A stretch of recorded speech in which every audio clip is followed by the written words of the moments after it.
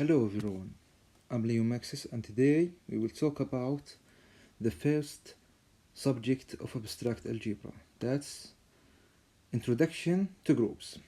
Now we know in high school algebra you worked with fixed numbers and equation like x plus 5 is equal to 7. We know that the value of x is equal to 2, okay? But in abstract algebra we study structure, sets and operations or rules, okay? Let's get started with what's the meaning of a group. A group, G cross, this operation is addition or multiplication, is a non-empty set G, together with a binary operation, that's multiplication, addition or multiplication, that's cross or plus, or any well-defined custom rule that satisfies the following four axioms. We have to prove that this is a group, we have to prove four axioms. The first one, that's closure. The second one, that's associativity. The third one, that's identity element and inverse element. Okay? So the first one, that's closure. What's the meaning of closure?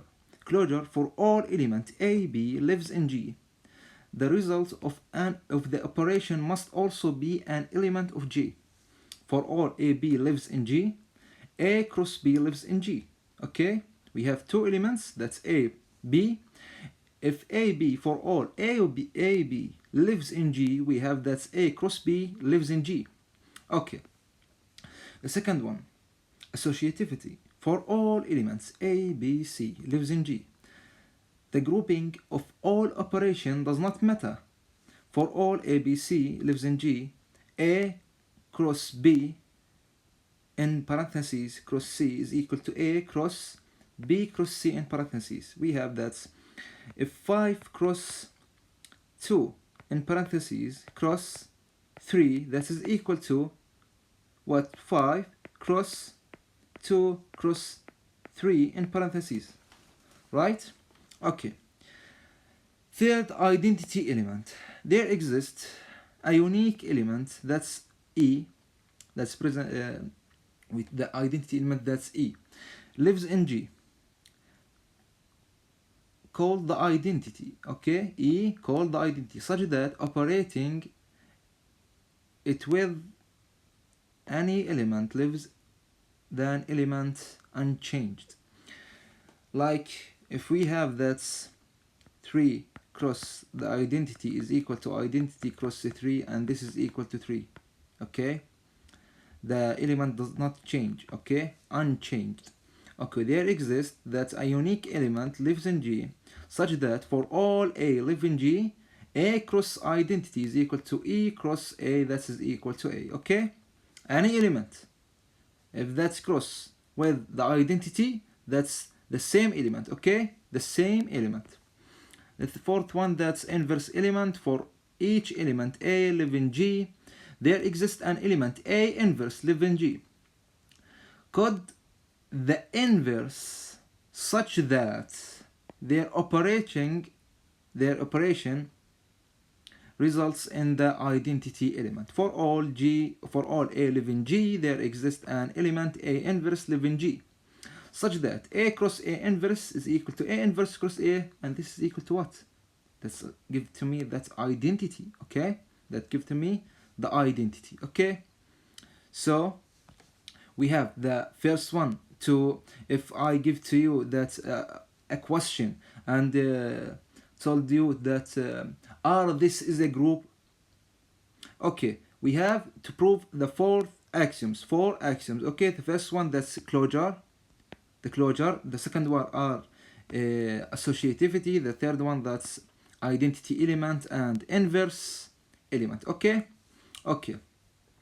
So let's solve this problem. Let G is equal to Z, the set of all integer, that's Z, the set of all integer, that's 0, 1, that's minus 1, that's 2, that's minus 2, and so on, okay?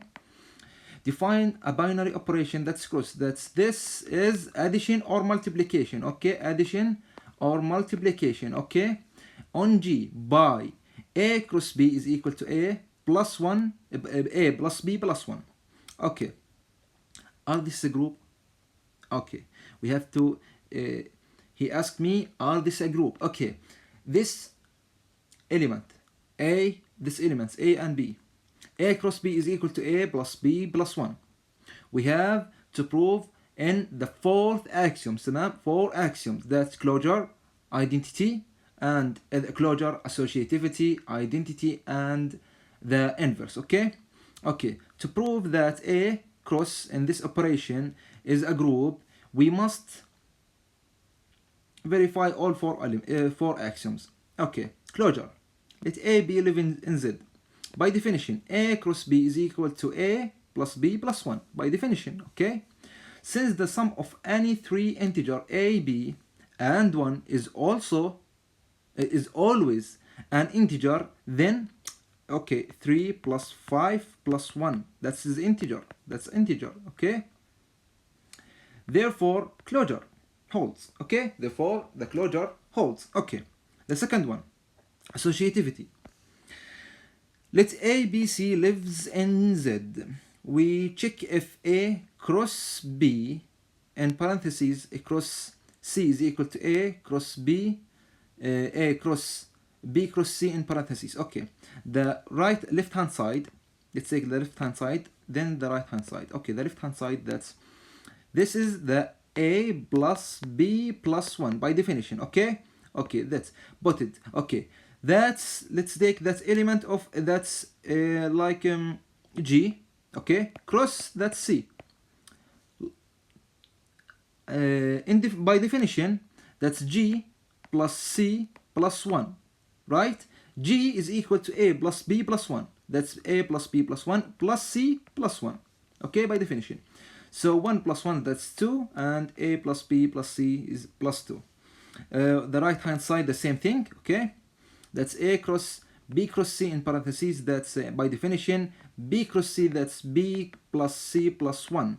That's put it, and that's element, that's G. Okay, that's A cross G. Okay, and by definition that's A plus G plus 1. Okay, so that's A plus B plus C plus 1, so plus 1. 1 plus 1, that's 2, that's A plus B plus 1 plus 2. Okay, so the left hand side is equal to right hand side, and associativity holds. Okay, the third one, that's identity element. Okay, we look for identity live in Z, such that A cross identity is equal to A. Okay, by definition, A cross identity A plus A plus 1, right? Okay, that's A plus B plus 1 is equal to A by definition of the identity element. Okay, that's A plus E plus 1 is equal to A, and let's put A in the other side. In the other side, we have that's minus A. A minus A is equal to 0. Okay, that's identity plus 1 is equal to 0, and we have that's 1 to other side, goes 1 to the other side, that's E is equal to minus 1. Okay, that's identity is equal to what? To minus 1. Since minus 1 live in Z, the identity element is identity is equal to minus 1. Therefore, identity holds. Okay, identity holds. The fourth one and the final one, inverse element. For all A live in Z, we look for A inverse live in Z such that A cross A inverse is equal to identity. Okay, but we know that the identity is equal to minus 1, right? In the previous proved identity. Okay, by definition, A cross A inverse, that is equal to A plus A inverse plus 1, right? That's A plus A inverse plus 1 is equal to identity, that's minus 1. Okay, goes 1 to other side, that's minus 2. Okay, and goes A to other side, that's minus A. So A inverse is equal to minus 2 minus A. Minus 2 live in Z, and A live in Z. So A inverse will live in Z. Therefore, the inverse holds. Okay, so that's the idea of, and this definition of introduction to groups. Thank you for watching this video, and have a nice day.